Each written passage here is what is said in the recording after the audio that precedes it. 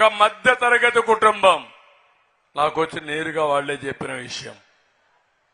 ఆయన మీరు చూస్తే ఒక సెలూన్ లో పనిచేస్తాడు, భార్య ఒక ప్రైవేట్ ఉద్యోగం చేస్తుంది. ఇద్దరు కలిసి 30,000 రూపాయలు సంపాదిస్తారు. ఇద్దరు కలిసి 30,000 రూపాయలు సంపాదిస్తే వాళ్ళు ఆనందంగా పిల్లవాడిని బాగా చదివించుకుంటూ హ్యాపీగా ఉన్నారు. ఆ కాలనీకి ఒక అతను వచ్చి గంజాయి అమ్మడం మొదలుపెట్టి ఆ అబ్బాయికి కూడా గంజాయి నేర్పించారు. ఆ గంజాయి తీసుకుని ఇంట్లో దొంగతనం చేయడం మొదలుపెట్టాడు. తల్లిదండ్రులు కనుక్కున్నాక అప్పటికే ఒక స్టేజ్ రీచ్ అయిపోయాడు. 5 లక్షల రూపాయలు ఖర్చు పెట్టి హైదరాబాద్ లో గంజాయిని మాన్పించడానికి ప్రయత్నం చేశారు. ఫలితం రాలేదు. మళ్ళా ఇంటికి తీసుకొచ్చారు.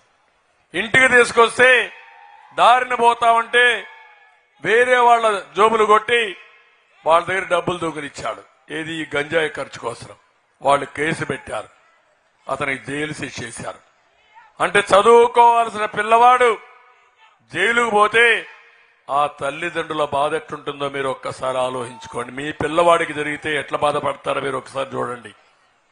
అంటే దీనిపైన సమీక్ష చేయాలన్నా లేదా అని అడుగుతున్నా ముఖ్యమంత్రి, నియంత్రణ చేయాలన్నా లేదా అని అడుగుతున్నా.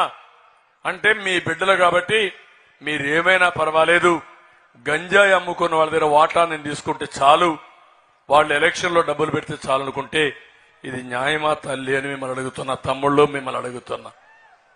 ఇది చాలా ప్రమాదమైన ధోరణి అని చెప్పి కూడా నేను మీకు తెలియజేస్తున్నా. రెల్లి రెవెన్యూ పరిధిలోని గంగాగుడికి చెందిన 100 ఎకరాలు ఈయన బినామీ పేర్ల పైన రాసుకొని అది కూడా కొట్టేసే పరిస్థితికి వచ్చాడు.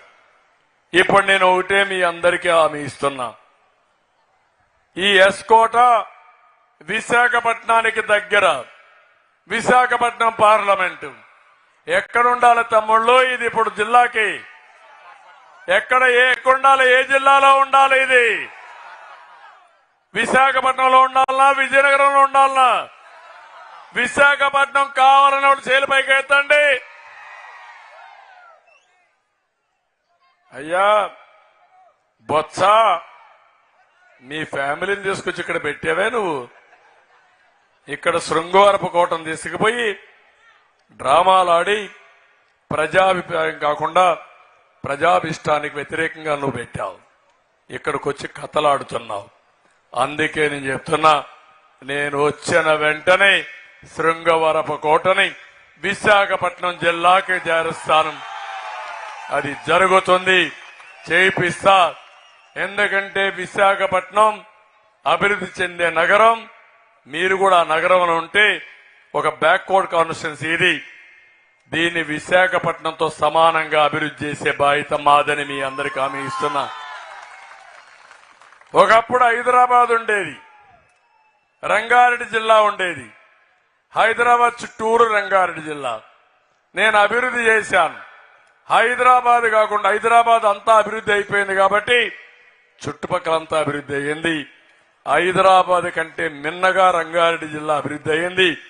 రేపు విశాఖపట్నాన్ని తలదన్నే విధంగా శృంగవరపు కోట అభివృద్ధి అవుతుంది తమ్ముళ్ళు. అది నా ఆలోచన. దానికి కారణం ఇక్కడ నీళ్లున్నాయి, ఇక్కడ మనుషులున్న నీళ్లు లేవు. భూమి ఉంది, నీళ్లు నేను తెస్తా, నీళ్లు నేను ఇస్తా. నీళ్లు వచ్చి భూమి ఉపయోగించుకుని ఇక్కడ పెట్టుబడులు వస్తే, ఇండస్ట్రీస్ వస్తే, ఇక్కడ ఒక రోడ్డు ఉంది. నేరుగా విశాఖపట్నం నుంచి అరకుకి నేషనల్ హైవే నేనే శాంక్షన్ చేయించా ఆ రోజు. ఆ రోడ్డు కరెక్ట్ గా వచ్చి దాన్ని కూడా పుణ్యం కట్టుకున్నారు. అది వస్తే ఆ సైడ్ ఈ సైడ్ ఇండస్ట్రీస్ వచ్చి అరకుని ఒక టూరిజం హబ్ గా తయారు చేస్తే మీ పిల్లలకు ఉద్యోగాలు వస్తాయి. మీరు ఎక్కడికి పోవక్కర్లేదు.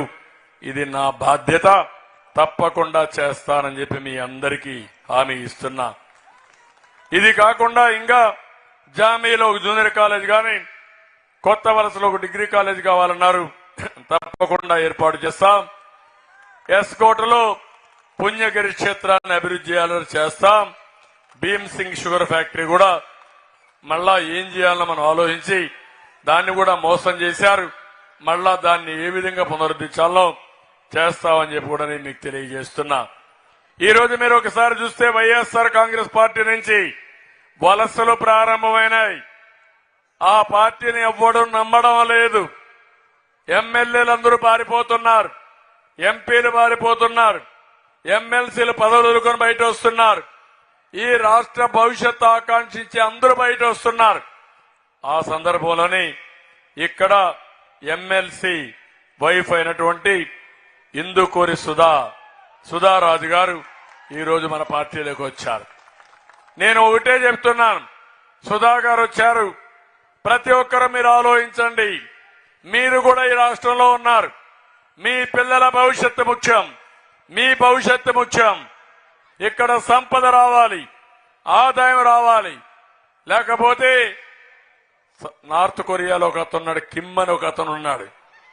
ఆ దేశంలో ఎట్టుంటుందంటే రాజ్యం, తల్లి మీ ఇంట్లో ఎవరైనా చనిపోతే నువ్వు ఏడిస్తే పోలీసులు వచ్చి నిన్ను కొడతారు, ఏడవకూడదని. మీ ఇంట్లో ఏదైనా ఒక బిడ్డ పుట్టి పెళ్లి జరిగి నువ్వు నవ్వితే మళ్ళా వచ్చి కొడతారు. అంటే ఎవడు నవ్వకూడదు, ఎవడు ఏడవకూడదు. వాళ్ళ తాత ఇక్కడుండే సైకో. అందుకే మనలందరినీ అదే చేస్తున్నాడు. నాటకాలు ఆడతాడు, తప్పుడు కేసులు పెడతాడు, మన ఆస్తులు లాగేసుకుంటాడు. మాట్లాడితే నాలాంటి వాడిని కూడా జైల్లో పెట్టేస్తున్నాడంటే 40 ఏళ్లలో ఎప్పుడు జరగని జరుగుతా ఉందంటే కడాన నాకు నా జీవితంలో ఎప్పుడు పోలీస్ స్టేషన్కి పోను. నేను ఎప్పుడు నా మీద కేసులుండవు. అలాంటి నా మీద ఒక కేసు ఉంది. ఏ కేసు అంటే మహారాష్ట్ర గవర్నమెంట్ అక్కడ అక్రమంగా ఒక ప్రాజెక్టు కడితే బాబ్లీ అని నిరసనకు పోయాం ఎమ్మెల్యేస్తో. అది ఒకటే కేసు ఉంది. 22 కేసులు నా మీద పెట్టాడు.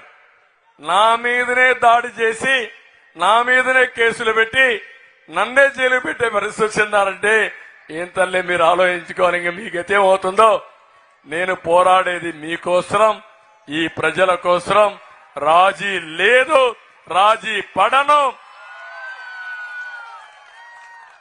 సమస్య లేదు.